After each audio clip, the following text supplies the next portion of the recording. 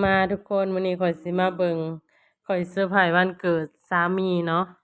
ก็คือข่อยหัน มันไปลักไปซื้อเค้กทุกคนเราไปซื้อเค้กมา1ก้อนในราคา85,000กีบก่อนนี้นะก็เลยสิมาเซอร์ไพรส์เนาะซึ่งวันเกิดของเพิ่นก็เป็นมื้อวานนี่ทุกคนวันที่11เดือน6เนาะเดี๋ยวมาลุ้นนำกันทุกคนได้ยินเสียงโหลดมาแหละแต่ว่า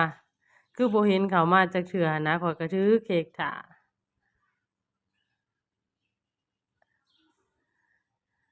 ลองสิเคาะๆเบิ่งว่าสิเข้ามาก็ยังบ่เข้ามาได้ทุกคนแท้หันนางขี่รถมาแล้วเนาะเพราะว่าได้ยินเสียงรถมาแล้วแต่ก็ท่าจนเมื่อยท่ายังบ่เข้ามาอยู่เดี๋ยวข้อยก็ถือท่าสหลายๆคนสิสังเกตว่าเอ้าคือบ่มีไผเนาะคือเห็นแต่ข้อย2คนหั้นนะเพราะว่าพวกข้อยหั้นบ่ทันมีลูกเด้อทุกคนพวกข้อยหั้นอยู่นำกัน2คนเนาะแต่งงานมานี่ก็4ปีสิเข้า5ปีแล้วแหละเพราะว่าแต่งตั้งแต่ปี2020นะทุกคนแต่ก็ใช้ชีวิตปกติเพราะว่าบ่อยู่นำกัน2คนแล้วก็มีหมา2ตัวเพราะว่าเอาสิเว้าง่ายๆก็คือเอาหมาเฮ็ดลูกหั้นนะทุกคนเพราะว่าเราบ่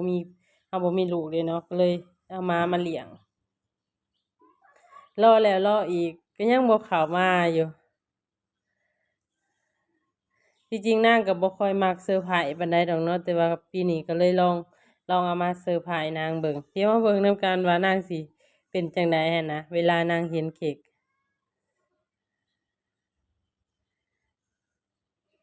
ที่แรกหั้นว่าสิชวนหลายคนอยู่ดอกมากินนำกันแต่ว่าคิดไปคิดมาหั้นน่ะเด้นางเข้ามาแล้วทุกคนสีหน้านางคือแบบ คือแบบบ่ตื่นตอกตื่นเต้นอิหยังเลยนะแบบเป็นเฉยๆได้เดี๋ยวนี้ ให้นางอธิษฐานเนาะให้นางอธิษฐานแล้วก็เป่าเค้กคือบ่มีอิหยังหลายทุกคนเพราะว่าเฮาอยู่กัน2คนมันก็เลยแบบอันนั้นหั้นนะสิว่าจั่งใดหลังจากที่ว่าพากันเป่าเค้กแล้วเนาะเป่าเค้กแล้วก็เลยเอาดาดมากินทุกคนเพราะว่าข้อยหาสั่งดาดมาสุดหนึ่งเนาะก็กินนำกัน2คนเพราะว่าอยู่นำกัน2คนเนาะก็กินนำกัน2คนถามว่าเหงาบ่หรือว่าอิหยังก็มีเหงามีอันนั้นอยู่ทุกคน เพราะว่าเราอยู่2คนเนาะถ้าผัวไปแล้วก็คือเหงาเลยถ้าสมมุติว่าผัวไปเวียกไปหยังหั้นน่ะคือบ่มีไผลมนำเลยมันก็สิเหงาแบบนี้ทุกคนเด้นางใส่เสื้อผ้าก็บ่เรียบร้อยเดะนี่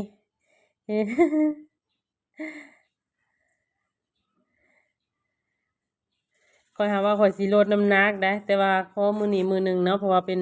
ป็นวันเกิดนางก็เลยซื้อมากินแจ่วซีนดาดก็สิแบบนี้เด้อทุกคนเป็นแจ่วถั่วแล้วก็แซ่บได้ร้านนี้หากินประจำเพราะว่าเป็นลูกค้าประจำเลยนะข้อยหาถ้าว่าได้เข้าในเมืองแล้วแม่นกินร้านนี้ประจำมาเด้อทุกคนมากินนำกันเด้อตอนนี้ก็สิประมาณ5 โมงกว่าเลยเนาะแต่ว่าเพราะว่ายามนี้หั้นมันนานค่ำเนาะทุกคนมันเลยสิประมาณนี้อยู่นำกัน2 คนมันก็ประมาณนี้แหละทุกคน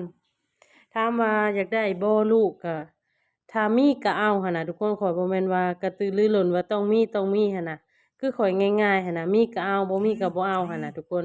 แบบนี้เนาะความคิดข้อยหักข้อยบ่ได้อันนั้นคือหมู่แล้วก็เฮาข้อยย้านหั้นย้านว่าข้อยบ่มีเงินเลี้ยงเขาหั้นนะทุกคนเพราะว่าทุกมื้อนี้เนาะทุกสิ่งทุกอย่างมันต้องใช้เงินแหละข้อยก็คิดหลายเรื่องการมีลูกคิดหลายเรื่องใดก็เรื่องแบบว่า กลัวว่ามีลูกไปแล้วสิเลี้ยงเขาบ่กุ้มหั้นนะทุกคนแล้วเขาจะมาโทษเราทีหลังหั้นน่ะมาเด้อทุกคน